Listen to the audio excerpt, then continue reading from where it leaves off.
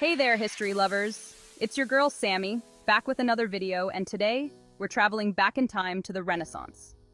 Picture this. Europe's in chaos. Wars, plagues, and a whole lot of doom and gloom. Then, out of nowhere, this explosion of creativity happens.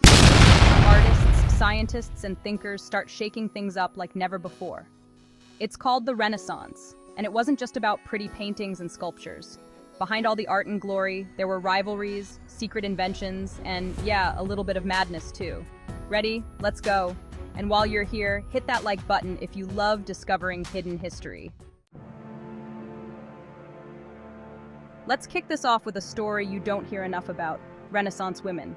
Yep, there were some serious girl bosses who broke all the rules even back then. Life as a woman in the Renaissance wasn't exactly a walk in the park. Imagine being told your place was in the home, while men got to paint, sculpt, and invent. Talk about a raw deal, right? But some women weren't having any of it. Take Artemisia Gentileschi, for example. She wasn't just painting pretty pictures. Oh no, she was out here painting women getting revenge. Imagine being a female artist in a time when art was dominated by men.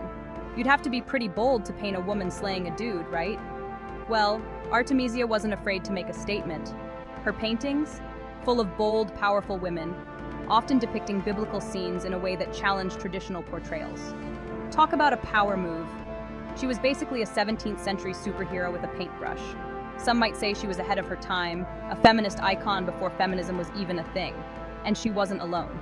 So next time someone tells you the Renaissance was a man's world, you tell them to check their history books again.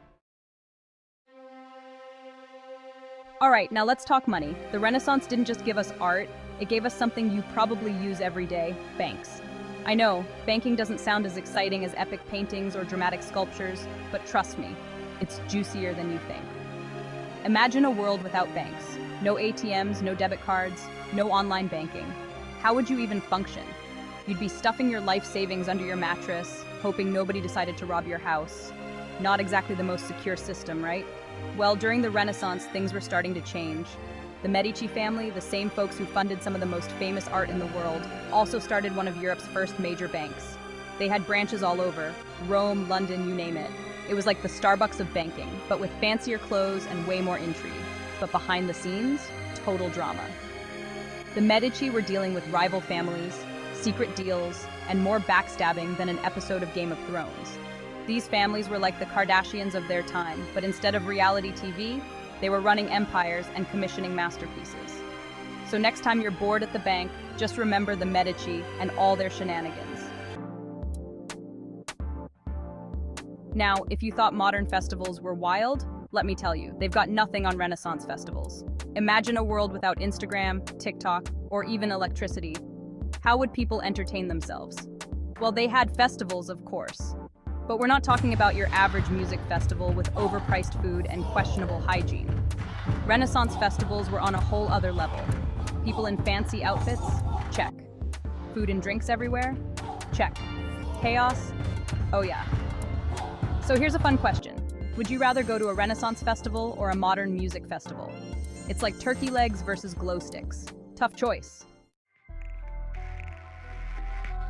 Chapter 4. The printing press. More revolutionary than TikTok. Okay, let's talk about something that changed the world forever: the printing press.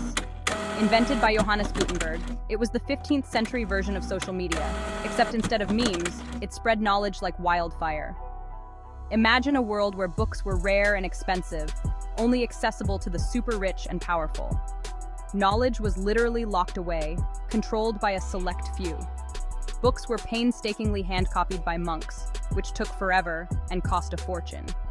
But thanks to Gutenberg and his revolutionary invention, books became available to way more people.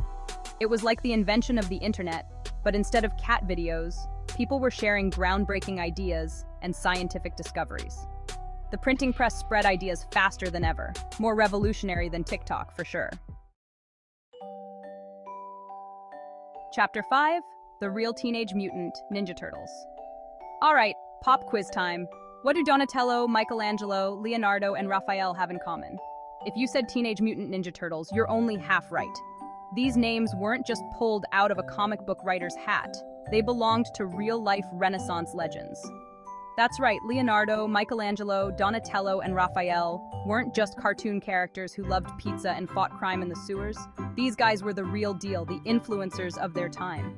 We're talking about Leonardo da Vinci, the ultimate Renaissance man, a painter, inventor, scientist, and all-around genius.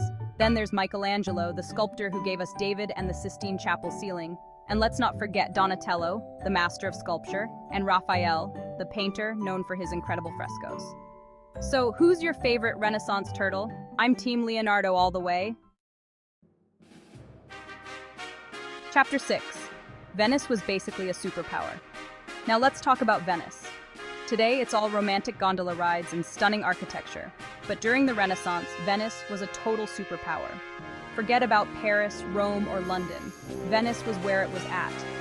This city, built on a lagoon, was like the Silicon Valley of its time, a hub for trade, innovation, and wealth.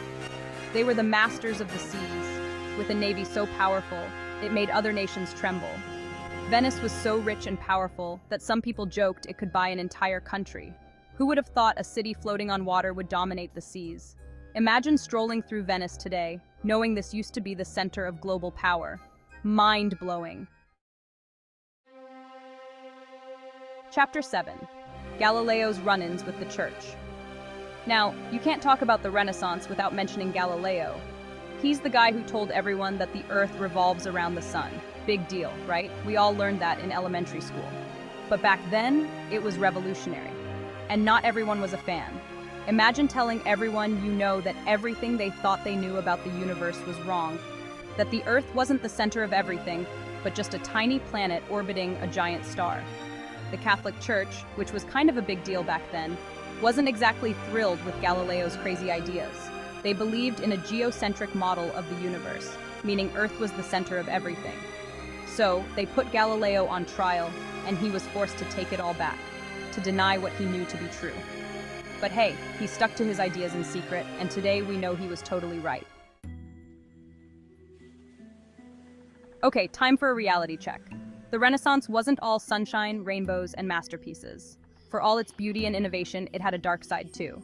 While some people were painting, sculpting, and inventing, others were, well, hunting witches. Yeah, you heard that right. Witch hunts were a thing in Renaissance Europe. Imagine living in a time when people genuinely believed in curses, witches, and all sorts of magical nonsense. People were terrified of the unknown, and if something bad happened, a crop failure, an illness, a bad hair day, you could bet someone was getting blamed for witchcraft. It just goes to show that progress isn't always linear, and even in the brightest of times, there are shadows lurking beneath the surface. When we think of Renaissance art, we think of beautiful, perfect paintings and sculptures. Those flawless faces, lifelike bodies, and intricate details are pretty awe-inspiring, right? But did you know how obsessed these artists were with getting every single detail just right? We're talking about a level of dedication that would put even the most hardcore perfectionists today to shame. Take Leonardo da Vinci, for example. He spent years, yes years, working on paintings like the Mona Lisa, perfecting every muscle, every shadow, every strand of hair. These artists weren't just creating, they were striving for perfection in everything they did. They studied anatomy, light, shadow, and perspective, all to create the most realistic and breathtaking art the world had ever seen. They were the trendsetters of their time, and their influence can still be felt today. All right, let's end on something fun, or should I say, funky. For all its glory, Renaissance cities weren't exactly the cleanest places to live. Forget about modern plumbing, garbage collection, or even basic hygiene. It was basically a free-for-all of smells. Cities like Florence and Venice might have been beautiful to look at, but they definitely didn't smell like roses. Imagine walking through the streets, surrounded by stunning architecture, but holding your breath because the stench was so overwhelming. People dumped their chamber pots, aka toilets, out of their windows. Horses roamed freely, leaving their deposits everywhere. And let's not even talk about the sewers, or lack thereof. So, next time you walk through a smelly street, just be glad you weren't living in Renaissance Europe.